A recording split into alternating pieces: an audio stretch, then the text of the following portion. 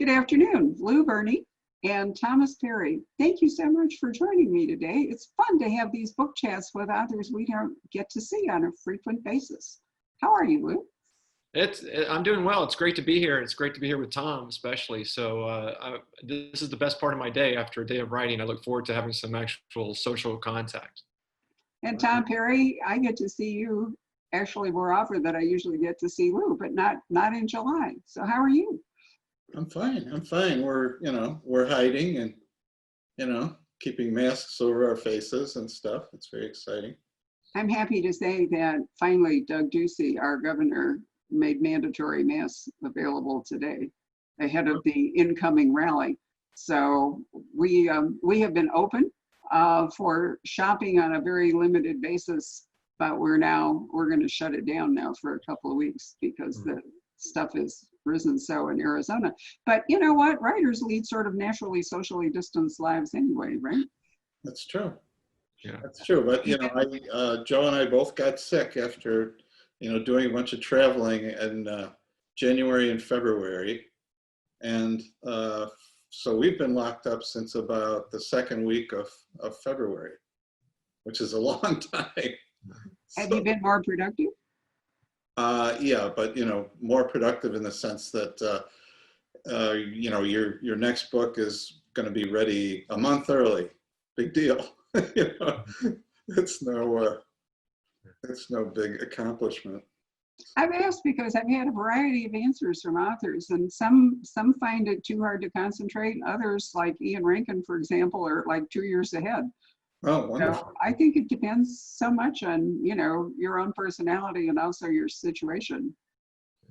Well, maybe. I think, writing is basically having a big pot boiling all the time, and you keep adding things to it, and eventually a bunch of them start to fall out, and then you write it down. Yeah.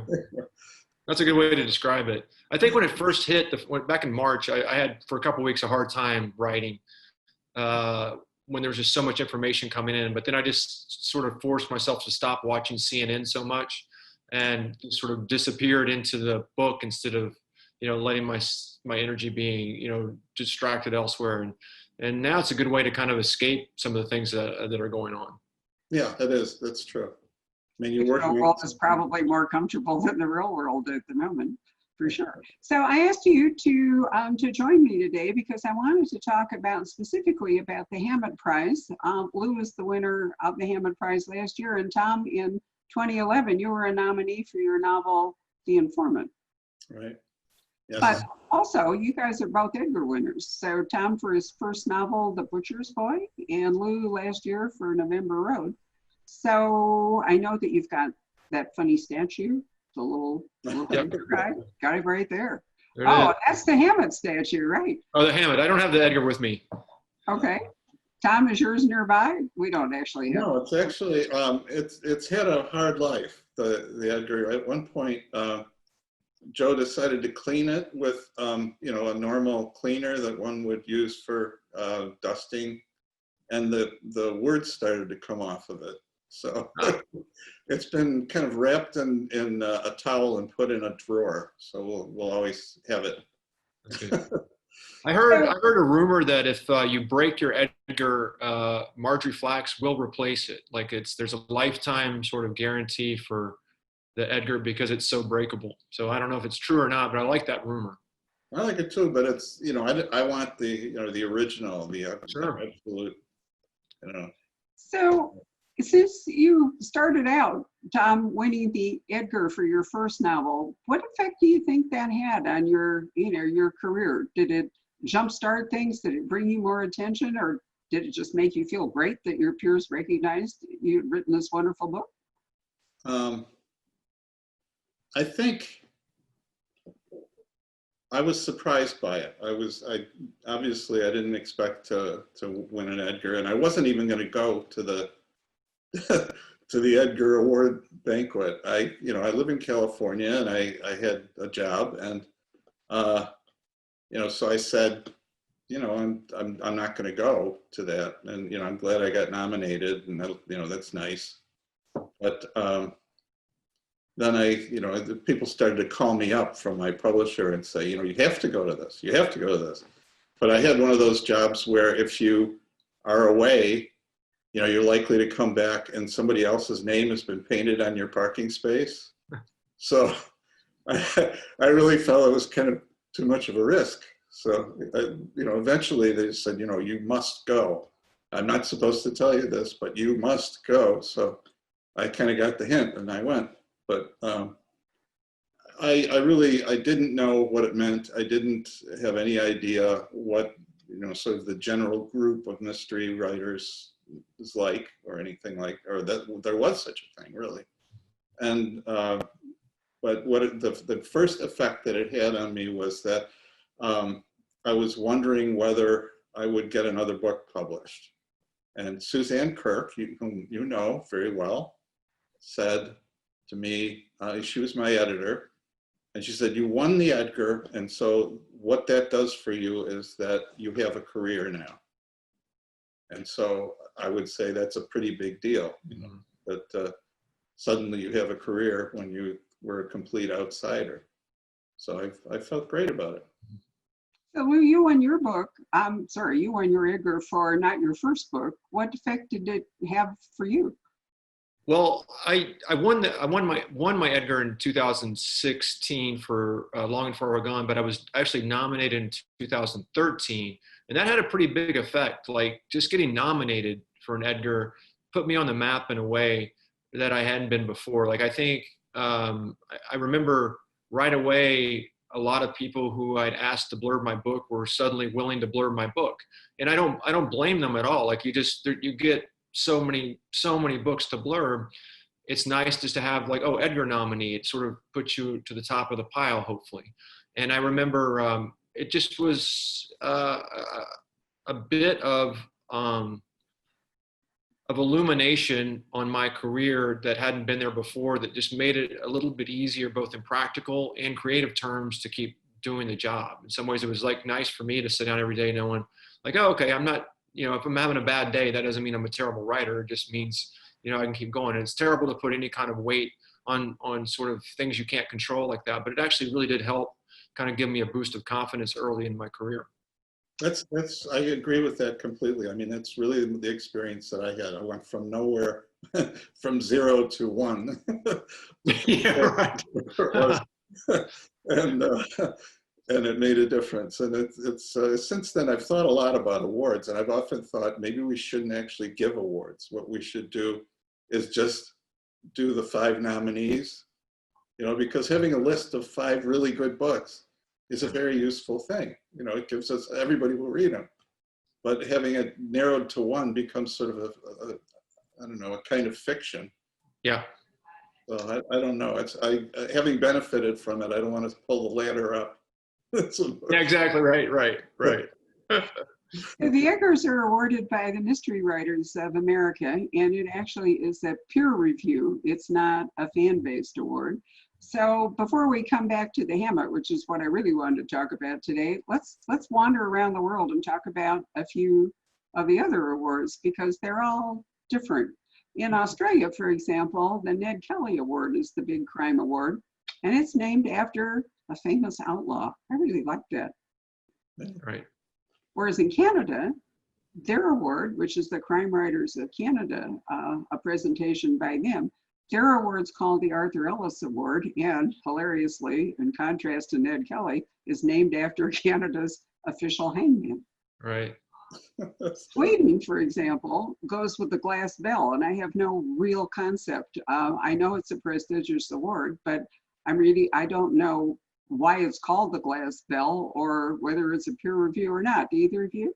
No, I don't. I don't.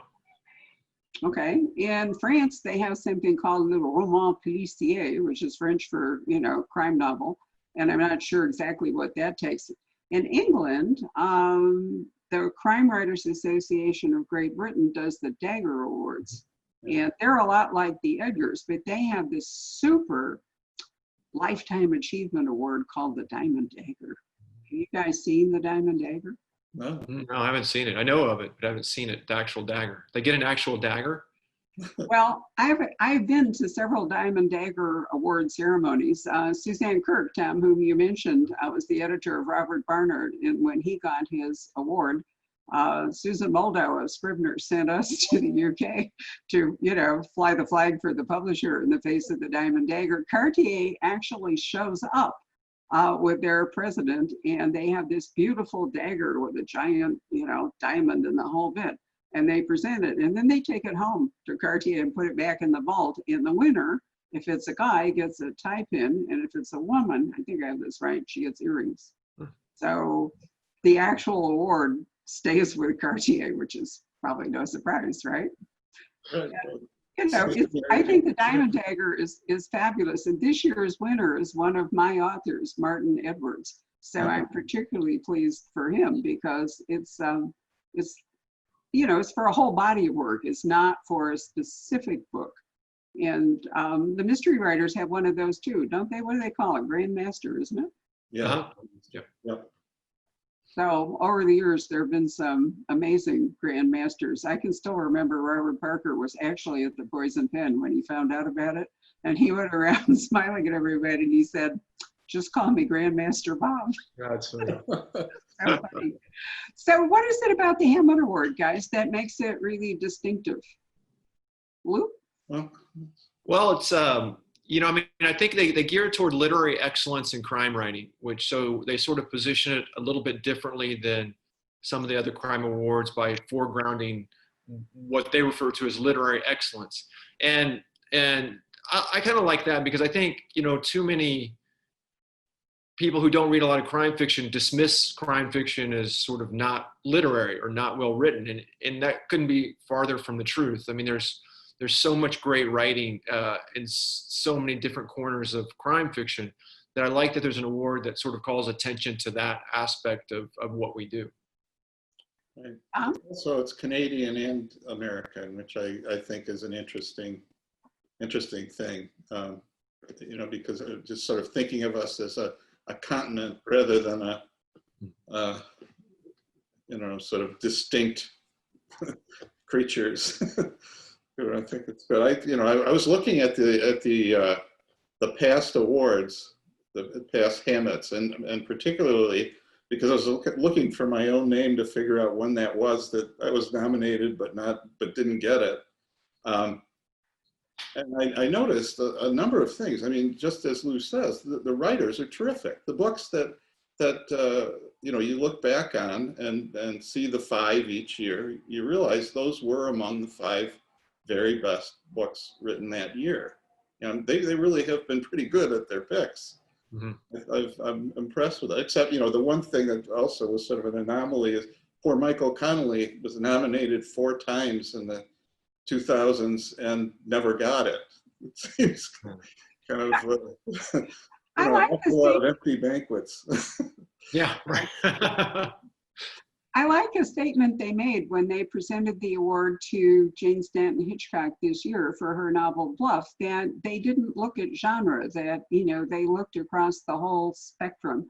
And that reminds me, I forgot about the Thriller Awards. I should have mentioned that the Thriller Writers Association here in the States also has an award tier, but they are pretty genre specific, although I don't know how broad a brush they use for thriller. Do you have any thoughts about that? No. I don't. It's always kind of confusing to me. I mean, I think I was longlisted this year for the Silver Dagger, which is for thrillers, and I'm not sure I consider my book a thriller. It definitely has thriller elements, but I think it's a fairly expansive. And I was nominated for an ITW award too, and so I think it's not just Lee Child. It's not just sort of those kind of thrillers. I think most of those awards have an expansive definition of what a thriller is, which I think is great because there's so many different kinds of thrillers.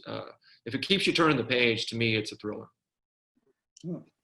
I actually think that crime fiction itself is a hugely broad umbrella. I mean, you can go back and look at Dostoevsky or Les Miserables, or you can look at a cozy, which is a very specific kind of book, but they all fall under this very large umbrella we call crime fiction. That's true, yeah. Now, Tom, you like to mix things up. I mean, I think of you primarily as a caper writer, The Butcher's Boy and all these other great books, but you like to explore a lot of things. Well, you know, I've been at this now for 40 years.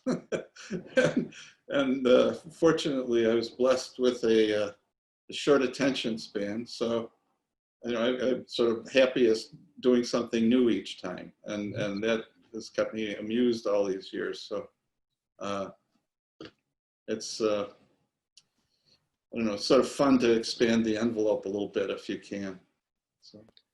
Yeah, I'm the same. I agree with Tom. I'm the same as Tom. Like, I love that it's such a big tent for, you know, to get on the crime shelf. You can do almost anything, you know. I mean, I've written mysteries, detective, capers, historical thrillers, and it's just like you can kind of go wherever the spirit moves you in a way with crime fiction that I feel like it's a liberating genre rather than a restricting one. Right, yeah.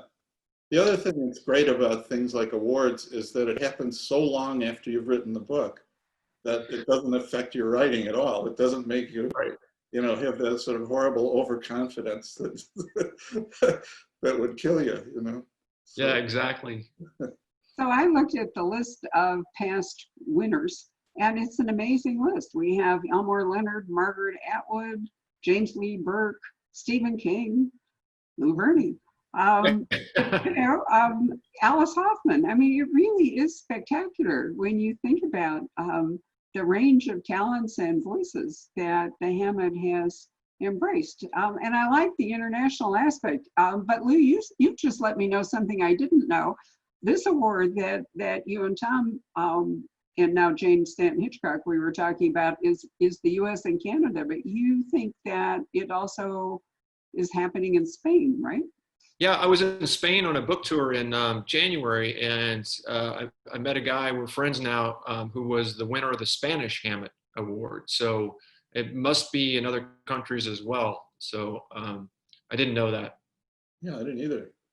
I was surprised too, but isn't it it's an International Crime Writers Association? I can't remember the exact title, but I thought that international was in there. So maybe in fact they do make awards in other countries and other languages. Other languages, yeah. I'm not sure, but it's I know for sure it's in Spanish. So Jane's book was described by the Hammett Committee. I really love this. I'm her editor, so I get to be excited, right? Because she's a Poison Pen Press author. Started out by saying that Bluff included the best qualities of Dorothy Parker and Agatha Christie. And amazingly, it's based on a true story. Did you know that when I know you both looked at it, did you realize that in fact that this was really the story of Jane's family? No, I didn't. Absolutely not. I did not either. I mean, like, it's too good a story to be real in some ways. Like, I'm like, wow, this is, it's surprising to hear that. Yeah. Her mother, who was an actress, it's a fascinating story. Her mother, who was something of an actress, married a very wealthy guy, and she got suckered in by some version of the guy in the book, you know, a financier who was really a big fraudster and siphoned off all their money. And Jane was so outraged by the whole thing. She spent years getting this guy prosecuted. His name, interestingly enough, I'm trying to remember, it can't be Karl Rove. I actually knew who this was, but somebody like Karl. Anyway, some guy we already know. And eventually she got him arrested and put into jail. She was able to prove this fraud, which he had perpetrated on all kinds of famous people who were too embarrassed to ever speak up. Wow. And as a consequence of all this, she learned to play poker as a way of keeping sane. And that's why the book is structured like a hand of poker, and why the woman in the book, after she shoots her gun there in the restaurant in New York, why she has this whole poker network. That's funny. That's great. That's a great element. It really is. That's really a good thing, this thread to have in that book, because it's so much the opposite of the life that they're all living, you know, sort of in front of everybody. You know, she has this secret. She has other people. It's great. I think of it as a revenge thriller. What did you think? Lou, did it strike you as, you know, powered by like rage and revenge? I mean, it's funny, but at the same Right, time, right. I mean, that's what's interesting about it. That's what's so interesting about sort of books like this is it can combine pieces of different subgenres and become its own thing, its own very original kind of take on a particular subject. So that's kind of what I thought. Yeah, it's fun. I mean, it really was fun to read, which is, you know, I guess in a way that's the highest praise there is that it's Yeah. fun, that you know, you would actually do it for pleasure. I started out thinking, you know, I would take a look at it. And I took a long look all the way through it, really almost in one sitting. I really liked it a lot. And you know, there were several things that it kind of prompts you to think about. And one of them was you know, I don't know if what your experience of editing it was, Barbara, but I was thinking about the narrator. You know, the narrator knows a whole lot of things that the narrator isn't supposed to know in this, right? mhm. You know, the first person narrator knows things that, you know, events that she wasn't a part of. She knows what was said in a room that she wasn't in, correct? Yes, I can't. What that does is it's like a clue that she has a separate relationship with somebody that was in that room, right? Right. So it's, you know, it's fun. I mean, it was really artfully done. You know. Yeah. It was challenging, I think, to, you know, to use the structure of poker to tell this story. And I don't really get credit for it. Jane herself rewrote it after she submitted it, and we talked it through. And then she went back and rewrote the book. And I think that she did an amazing job. And as you say, that's the real problem, is what is she keeping from the reader? Who's actually in the room? Who knows what? It's not a classic unreliable narrator kind of a story. No, she's completely reliable. You know, So Lou, did it suck you in? It's not Yeah, really. definitely. Yeah, definitely. I'm just thinking about what Tom said, and it's really interesting. And it just like it's a way. It's like I love books where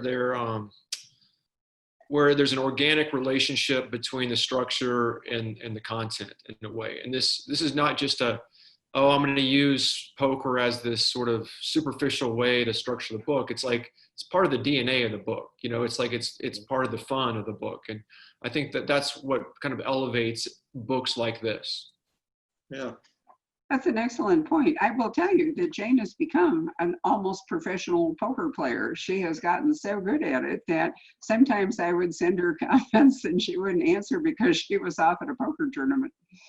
Well, if you go to BoucherCon, you know, the big crime writing, mystery writing convention every year, there's always a poker room and it's always pretty full and they're pretty good in there. Like I always go look in, but I never play because I'm good enough to know that they'll take my money. And it's always kind of interesting that a lot of crime writers are good at poker, and there's probably something to that.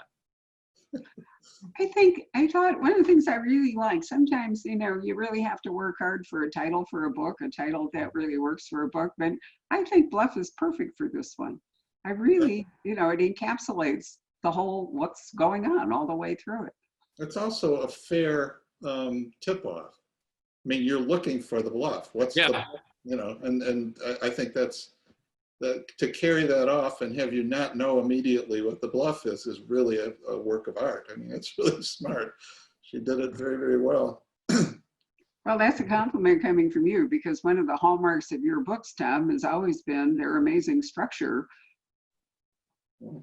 I love structure. I admire it when she did a great job. So let me ask you guys, what are you working on? Let's power towards your next award. What are you working on, Lou? I'm really weird about talking about things I'm working on, not because I think anyone will steal the idea, but because I'm very superstitious that I'll curse myself if I talk it out too much. So I'm just working on a new novel. I think it's kind of a thriller, but I'm not sure what it'll be until I kind of am done with it. And Tom, you've got a book coming out in December, so you must know what your book is about. Well, I know what that one's about. The one that's coming out in December is the 4th book in the Butcher's Boy series, and it's called Eddie's Boy. So it tells you sort of both the early life and the present of the person who was called the butcher's boy when he was working. How So, many years has it been since the butcher's boy? You're jumping a whole lot of years in this. yeah, it's 40 years. It's the first one was in whatever it was, 1982, I guess, 81, 82. And the next one was 10 years later, and the one after that was 20 years later, later than that one. And then this one is, I shudder to think, I guess another 10 years. So it's add up to 40. I don't know. You have to go through editing to find out. But yeah, it's been a long time. Every once in a while, I wonder about him, and I answer my own question. So you just want to go back and visit him? Yeah, I just want to go back, or else by getting older myself, I understand something that I didn't understand when I was younger about the story and about the character. So I go back and investigate. Lou, do you like to revisit characters that you've written? No, I never reread books at all, but I like Tom's idea. Like, I think that's a really interesting idea, because I know when I reread a book I love from 20 or 30 years ago, I always have a very different kind of take on it, just because I'm different. And so I love the idea of revisiting books over the decades and sort of letting them evolve with you as a writer. That's really interesting to me. Yes. So is there anything you've read recently, aside from working on your own stuff, that you'd like to recommend to people? Oh, wow. You caught me off guard with that. I read, let's see. I read My Dark Vanessa, which is, I thought was a really good book. Is the most recent, probably, crime, mystery, suspense novel I read, My Dark Vanessa. Oh, gosh. Yeah, that's the first one that comes to mind. My memory's not so great, so I do have a list of all the books I've read, but I don't have it at hand right now. Well, I know I unfairly caught you on the hop. So, Tom, how about you? Because you're a wonderful, one of the things I love about you, Tom, is that you're always happy to be blurbing books. The problem is that right now, what I've been reading, I haven't been blurbing. I haven't liked it very much. So, there's, I can't really think of what the last thing is that I would say was wonderful. I don't know. I'm stuck. Well, as I said, I asked you an unfair question. So I could assume that you would both recommend Bluff, right? Yes. Yes. Oh, absolutely. But, Lou, you knew that one. Yeah, I did, but I just thought I'd reinforce it. Lou, you actually have the statue, which I meant to mention. Can you hold it up again? So this is the Hammett Award, and is it really Giacometti? It's a Giacometti style. Yeah. Oh, I don't know. It's a beautiful award, though. I love it. It's the Maltese Falcon on the head of Dashiell Hammett, and it's like really solid and heavy, and it's one of my favorite kind of things to have around the house. Wow. Well, it's nice to have an award shelf. Anyway, thank you guys. I really have enjoyed catching up with you, and I hope that I'll see Tom. We'll be doing this again in December. And Lou, whenever you finish your book, I hope you'll either come to see us or we'll do this again. Always. Okay, great. Thanks so much, Barbara. Thanks, Tom. Nice to see you. Nice to see you. Bye, guys. Bye, guys. Thanks. Bye.